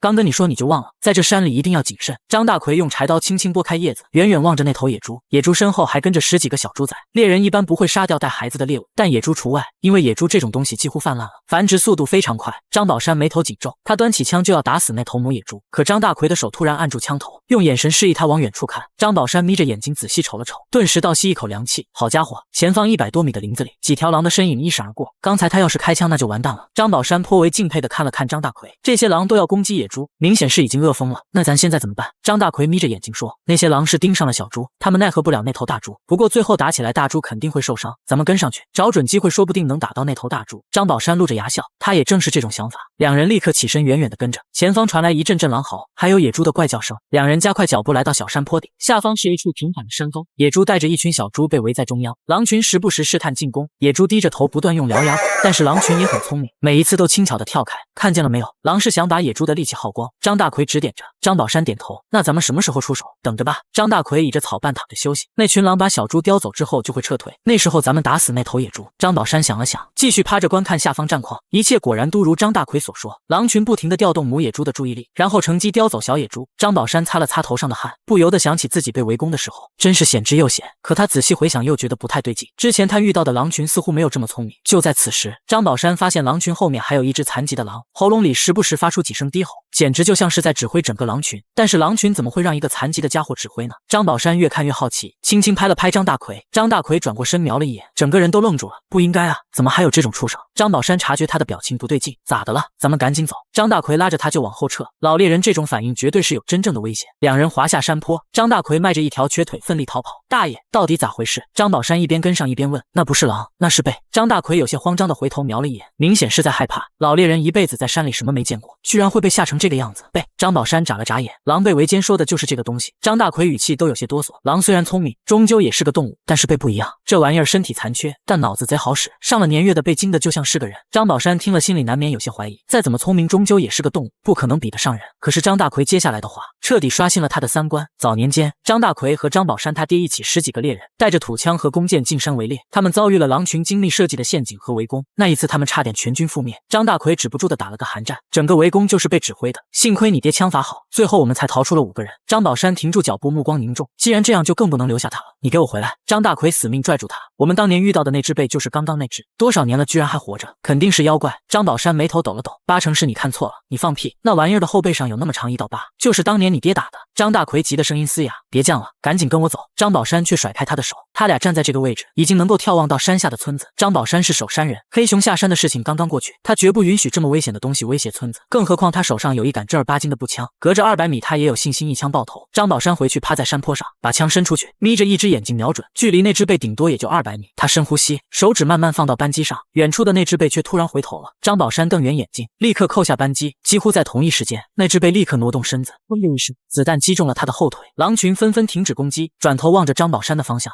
被发出一声低吼，狼群立刻朝着张宝山发起冲锋，心脏砰砰狂跳。张宝山咬着牙重新推上一发子弹，狼群距离他越来越近，他的目光却一直紧紧盯着那只贝。他的手很稳，再次扣下扳机，砰的一声，子弹却打到了地上。原来就在电光火石之间，狼王冲了出来，咬住贝的脖子用力一甩，稳稳落在自己背上，4条腿发力，转头跑进了树林里。张宝山满脸不可置信，可狼群已经追了上来。操！他猛地起身，把枪当棍使，狼群围着他转圈，一个个龇牙咧嘴，随时都要扑过来。嗖，一支箭飞来，当场射翻了一头狼。张大奎在树上不断张弓搭箭，一支又一支射得很准，眨眼的功夫就有4、5头狼倒在地上，剩下的那些缩着脖子往后退，却依旧犹犹豫豫没有跑。张宝山赶紧给步枪填充弹药。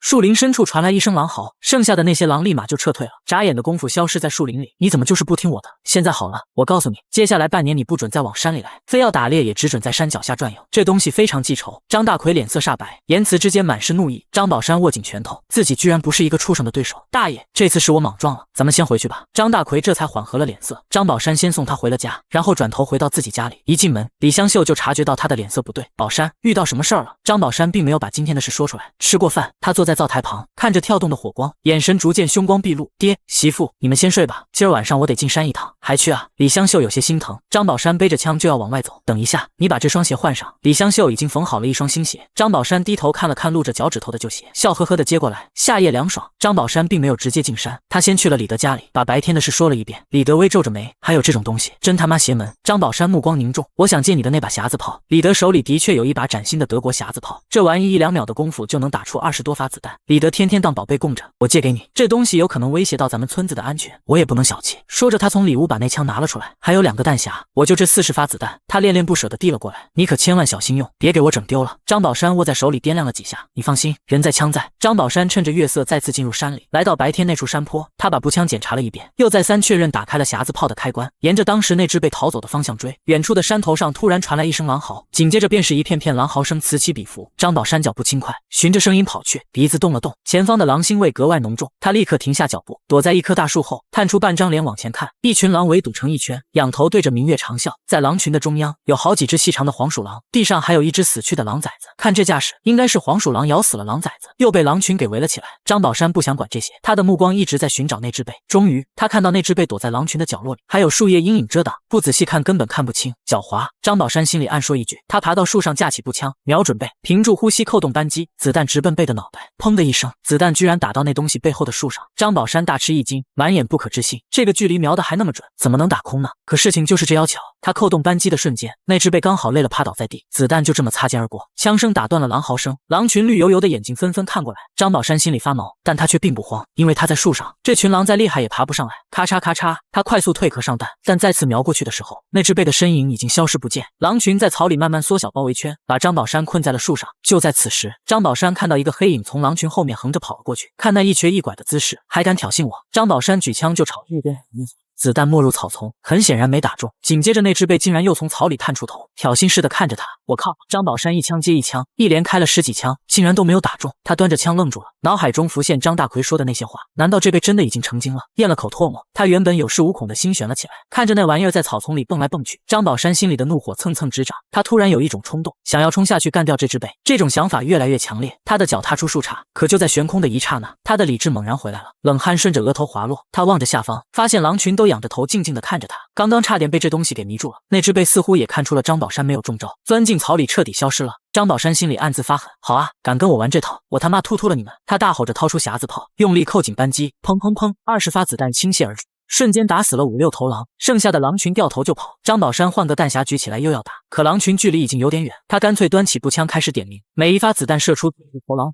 打完5发子弹，他手速极快的在填弹药。可就在这时，他突然听见身后传来挠树干的声音。张宝山猛然转身，这一眼差点把他的魂吓掉。身后树下正有7、8只狼在叠罗汉，已经快要掏到张宝山的屁股了。要不是他的耳朵好使，这会儿肠子都得被掏一地。没有任何犹豫，抬手就是一枪，子弹射入最上方那头狼的眉心，上面那几只狼失去平衡摔了一地。张宝山也在此时终于发现，那只贝不是跑了，而是绕到了他的身后。这几只狼叠罗汉全是他在指挥，贝此刻就躲在不远处的草丛叶子下面，可是只藏住了脑袋，屁股和尾巴还露在外头。王八犊子，我让你躲！张宝山抬手就。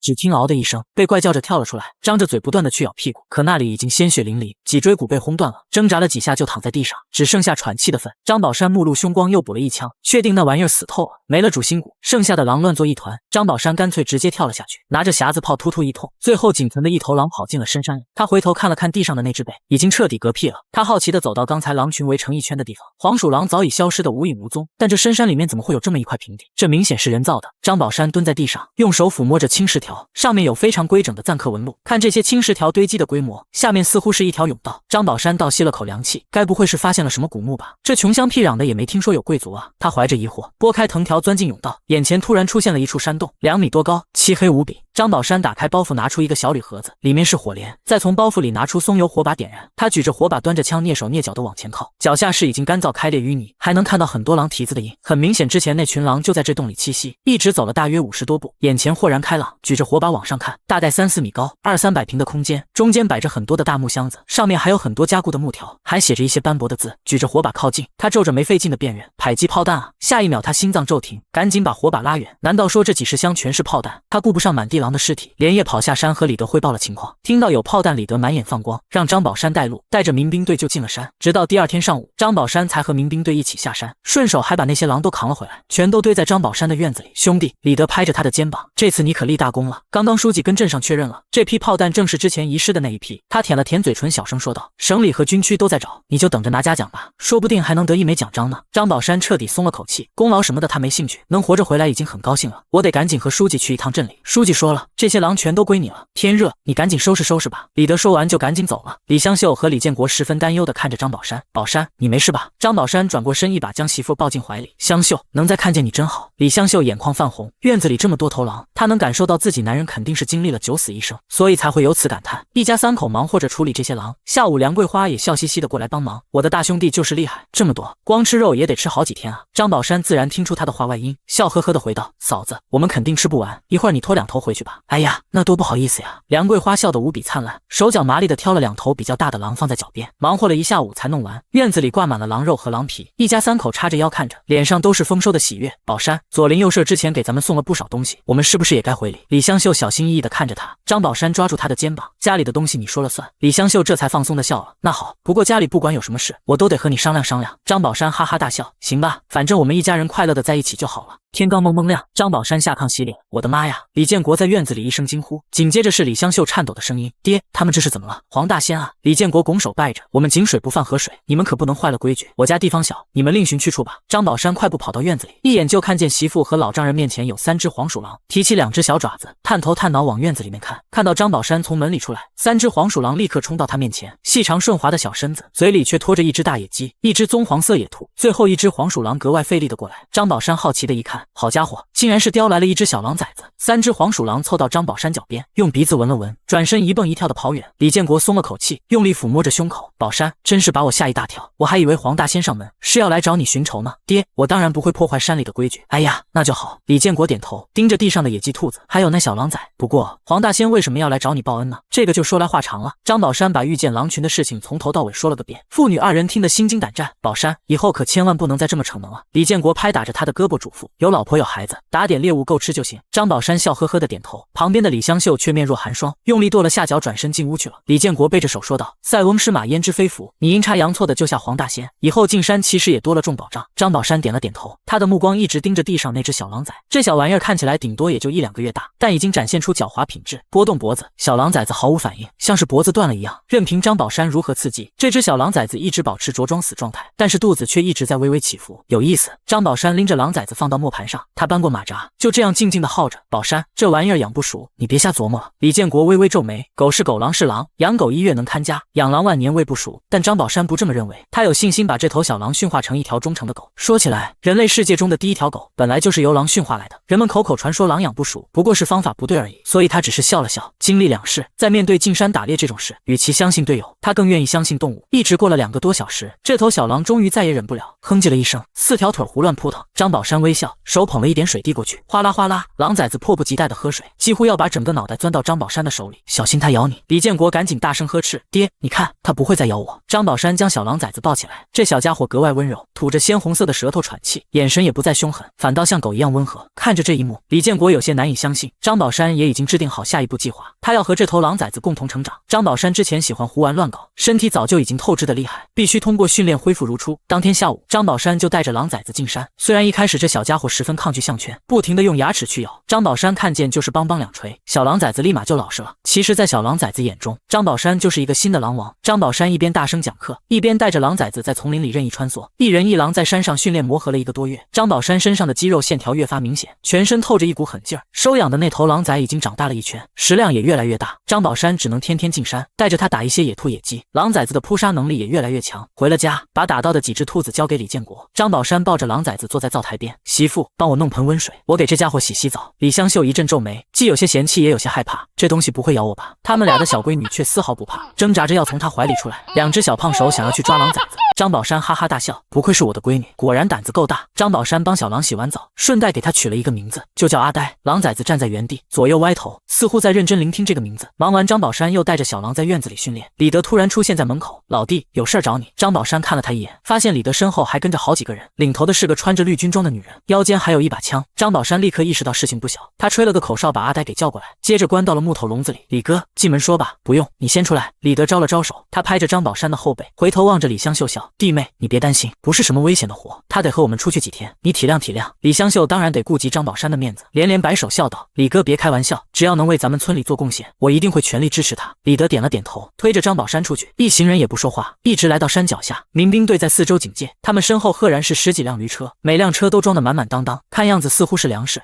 张宝山指了指疑惑地看着李德，这是隔壁镇上的运粮队，刚从县里回来。李德抬着手介绍，他们有点事儿在路上耽搁了，为了能够按时赶回去，必须得从咱们这番山，山里的情况你比我熟悉，所以他们请你当个向导，顺便兼任护标的。他指了指那位英气十足的女子，这位是运粮队的队长，叫霍宇。接着他又对霍宇说，这位就是我们这有名的打虎英雄张宝山，你好。霍宇笑起来明眸皓齿，手上虽然有茧子，但也依旧细嫩。张宝山礼貌地笑了笑，然后就拉着李德走到一旁，这我如果跟着他们过山了，山里要是再有什么情况，我可就是擅离职守，这个你放心。李德拍了拍他的胸，镇上都有文件，你安安心心的带路。另外，李德摸了摸鼻子，搂住他的肩膀，路上一定要好好照顾霍宇，不要让他受伤，我先谢谢你了。张宝山顿时脸色微变，眼神怪异地打量着对方。我说李哥，你行啊，家里红旗不倒，外面彩旗飘飘，你放什么狗屁？李德顿时恼了，霍宇是我大姨的亲闺女，正儿八经的亲表妹，原来是这样，抱歉抱歉。张宝山赶紧道歉，然而站在不远处的霍宇已经听到了他的话，他顿时心生不满。李队长，霍宇阴沉着脸说，时间紧，任务重，我们要赶紧出发了。好好好。李德回头笑着，叫什么李队长？你好歹叫我声表哥，你老是这样冷着脸，小心嫁不出去啊。霍宇翻了个白眼，转身招呼着身边的人检查驴车，准备出发。一个剃着寸头的小年轻却笑呵呵地跑出来，老远就朝着李德伸出右手，李哥，我叫范虎，是这次任务的副队长，你放心，路上我一定会照顾好霍宇，也不会让他嫁不出去。李德认识这个家伙，一直对霍宇图谋不轨，我和我表妹说话，没你什么事，滚一边子去。范虎愣了一下，心头一阵怒意上涌，但依旧扯着笑脸陪笑，是，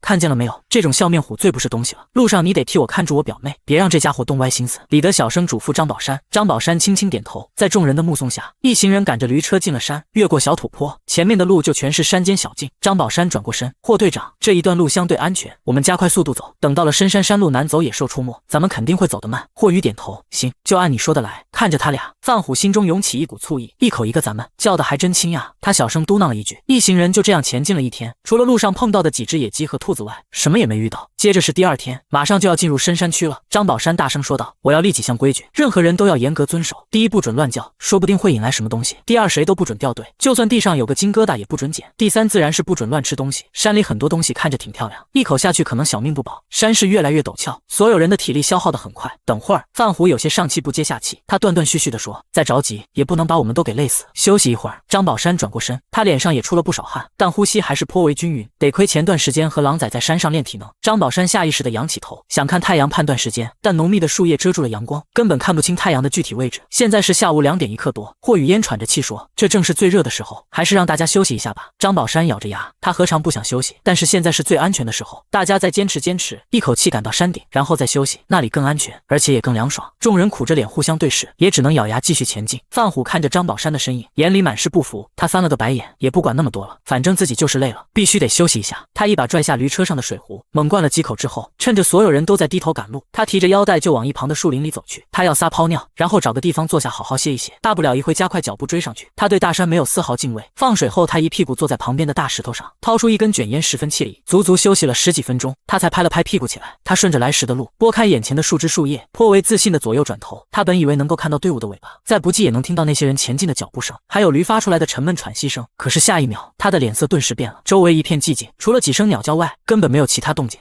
他往右边走了几步，伸着脖子探头探脑的看了看，又转身往另一个方向踏出几步，而后便站在原地不知所措。完了，他妈的人呢？他扯着嗓子大声叫唤：“我在这儿呢，有没有人？”树林里有无数落叶枯枝，里面布满了小孔洞，就像是消音棉一样。他的喊声传不出多远，眼见没有任何回应，他皱了皱眉，活人不能让尿憋死，竟然跟不上队友，那干脆原路返回得了，保住小命最重要。但是来来回回找了半刻钟，他居然完全找不到来时的路。这个白痴终于做出了最离谱的判断，就是随便找一个方向往外冲，不是生就是死。他双手合十举过头顶，朝着4个方向拜来拜去。干啥呢？张宝山的声音突然从身后传来。范虎一愣神，赶紧转头看去，只见张宝山抱着胳膊靠在一棵树旁。你怎么在这？我要不在这里，今天你就死定了。张宝山指着前方笑道：你挑选的那个方向，我们都叫那地方黑瞎子沟，那里面的大黑熊一口就能把你脑袋咬下来。区一只黑熊，老子才不怕。范虎竟然依旧嘴硬，但他第2句话还没说出来，远处就传来一声严厉至极的呵斥：范虎，你真是无组织无纪律，你要是这种玩乐心态，现在就可以滚回去。霍雨气势汹汹，双手叉腰：对不起队长，我也只是想……你想什么？你是出来执行任务的，不是来游山玩水的。霍雨根本不给他反驳机会，这家伙严重耽误了行进的速度。一顿批评过后，大家继续开始赶路。而这个时候，范虎看向张宝山的眼神里充满了狠毒和怨气：和我抢媳妇，看我怎么弄死你！有了范虎这么一折腾，队伍里的所有人都老实的不得了。张宝山走在最前面，他们跟得老紧了，根本不敢有半点松懈。很快就到达了山顶，张宝山眯着眼睛看着天边火红的夕阳，总算可以放松一下了。霍雨正在指挥着手下们搭建帐篷，有人生火，有人做饭，一切都有条不紊地进行着。夜幕时分，天气总算凉爽下来，众人围着火堆聊天，也算是颇为惬意。霍雨安排了4个岗哨，万一哪个方向有危险，他们都可以及时报信儿。没过多久，大家的水就喝完了。霍雨努力保持着镇定：大家别急，我立刻去寻找水源。张宝山一阵叹气：如此深山老林，而且还是夜晚，霍雨去找水源跟送死没什么区别。张宝山一把拿过那几个水壶：还是让我来吧。说着，他头也不回地往前走。看着他的背影，霍雨心中一阵暖流涌过。队长，范虎突然凑过来，他满脸正气：不能让宝山同志一个人去，夜黑风高太危险了，我带几个同志过去帮忙吧，万一真出事儿，咱们可就没有向导了。霍雨笑了，十分满意的拍了拍他的肩膀：好啊，范虎，看来我这一骂把你给骂醒了，快去吧。范虎又挤出那一副皮笑肉不笑的表情，他带领着2个人走进夜幕中，很快就追上了张宝山的脚步。我不用你们帮忙。张宝山面无表情：别这么说嘛，白天的事是我不对，我向你道歉。范虎的态度非常端正。张宝山上下打量了他一眼：道歉就不必了，以后不要再自以为是就好。是。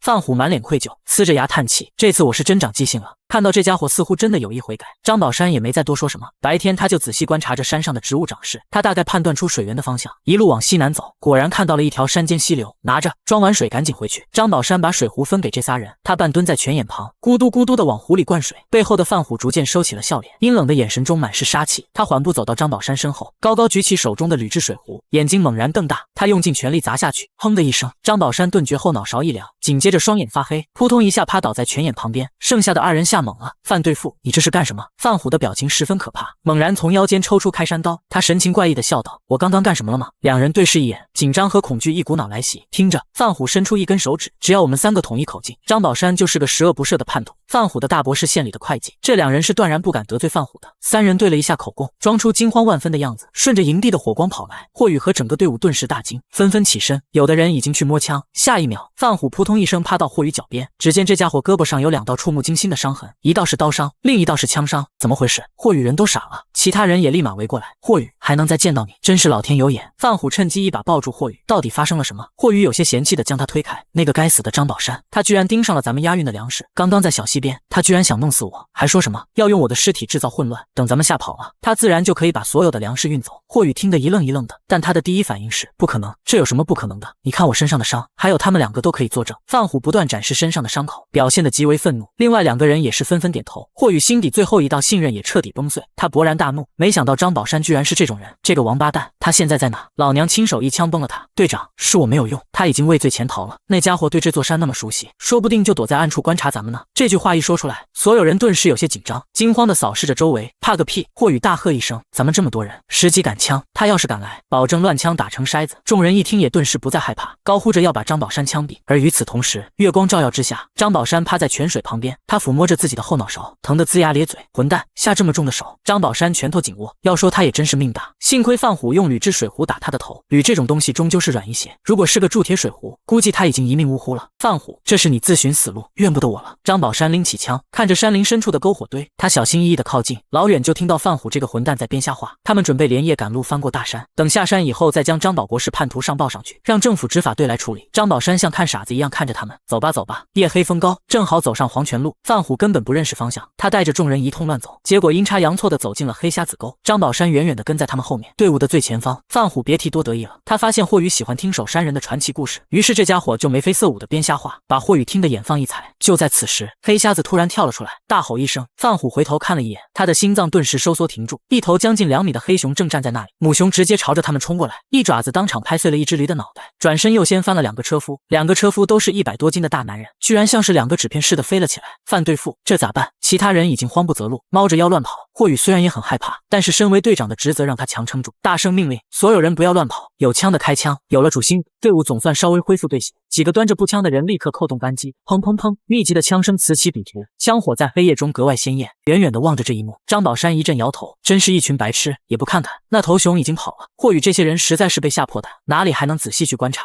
糟糕的是，他们只是临时组建起来的护粮队，每个人手里只有5发子弹，这一轮下来全都打光了。枪声停息，霍宇眼神僵直，喘着粗气看了看周围，那熊好像是跑了。吼！熊的低吼声却再次传来，不远不近，明显还在周围徘徊。张宝山站在高处，自然看得清楚，这头熊已经盯上了这些人，准确来说是盯上了那几头驴。都别慌，往中间靠拢！霍宇厉声喊道。众人围成一圈，却止不住的哆哆嗦嗦。咱们这么多人，好几杆枪，这畜生不敢靠近。他已经恢复冷静，可手下的人却带着哭腔汇报：队长，没子弹了。其他人也反应过来，赶紧拉动枪栓看弹仓，果然都空了。这可怎么办？霍宇也是满头冷汗，他突然想起来，从刚才开始就没有看到范虎，左右扫了一圈，他大声问道：范虎呢？谁看到他了？众人面面相觑，一声颤颤巍巍的回应从后面的草丛里传出：我在这儿。范虎缩着脖子从草里慢慢站起来，脸色煞白，在看到熊的瞬间他就躲起来了。你在那干什么？现在这情况该怎么办？霍宇皱着眉又气又恼，我也不知道。什么？霍宇傻眼了，你讲那么多守山人的创奇故事，合着你什么也不会啊？话音刚落，队伍后边那头驴发出惊慌嘶叫声，瞪着眼睛2条前蹄不断扑腾，想要卸下粮车逃跑。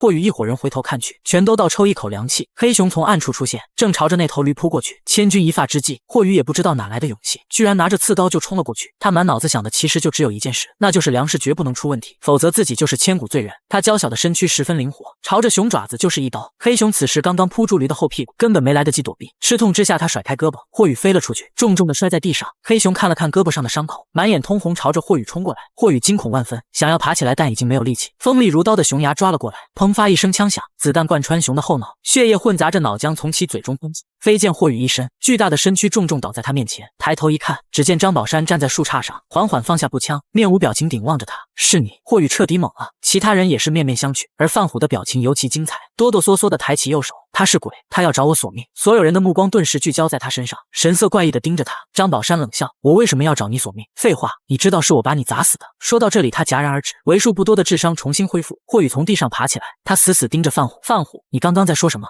范虎浑身一抖，我当时与他搏斗，砸中了他的后脑勺，所以我怀疑他死了。我知道了，怪不得我们会碰到黑熊，肯定就是他暗中引来的。队长，他赶忙看向霍宇，不管这个人说什么都不能信，他把熊引来就是想弄死所有人。三言两语之间，张宝山又成了十恶不赦的坏人。不管怎样，先把张宝山抓起来。看着这些气势汹汹的人，张宝山没有辩解，他明白和这些人说再多也没有用，关键是霍宇怎么想。霍队长，你觉得呢？我到底是杀人抢粮的坏人，还是灭熊救人的好人？霍宇一脸谨慎，灵动的眼睛在他身上不断徘徊打量，但最终却皱着眉摇了摇头。我不知道。张宝山却笑了，只要这个女人没有完全相信范虎的话，那就好办。刚才范副队长讲了一个故事，我也说说我的故事吧。接着张宝山就把整个过程详述了一遍。范虎眼神躲闪，给他作证的那两个家伙也是低着脑袋。你小子不但下手黑，恶人先告状也是有一套。张宝山朝着范虎竖起大拇指，你说我要杀人抢粮，那我为什么要打死这头黑熊？等这畜生把你们都吃光了，我再出来不好吗？范虎支支吾吾半天答不上来，其他人面面相觑也觉得不对劲，而霍宇反应更快，目光猛然看向那两个所谓的证人，看这两个家伙极其心虚的样子，他心头咯噔一沉。你们两个给我老老实实交代！他突然大声叫道。这两个家伙胆子本来就小，看事情马上要败落，立马说出了实情，真相大白，所有人都傻眼了。范虎浑身无力跪倒在地，队长，我真的只是鬼迷心窍。霍宇脸色冰冷，范虎，我真是没想到你是这样的人。他挥了挥手，让其他人把范虎绑了起来。宝山同志，真是太谢谢你了。他伸出右手，张宝山微笑着握手，你放心，等到了地方后，我一定会原原本本汇报上去，一定让范虎得到应有的惩罚。霍宇义愤填膺地说道。张宝山点了点头，一行人收拾现场。霍宇有条不紊地指挥，至于那两名已经死去的车夫，他也没有丢下，让人放到了驴车的后面，总要给人家里一个交代。有了张宝山带路，这一路上他们倒是再也没有遇到任何危险。终于在第5天的凌晨来到了山下，望着远处熟悉的红瓦石墙，所有人都松了一口气。张宝山在村子里足足睡了一整天，村里送了2只土鸡感谢他。范虎怎么样了？他眼神微变地问霍宇。他已经被关起来了，等待他的会是最严厉的审判。镇上副书记说了，最少坐10年大牢。霍宇说话间依旧愤怒，张宝山心头的怒意这才慢慢消散。他摸了摸后脑勺，妈的，便宜这小子了，要不我非得给他开瓢儿不可。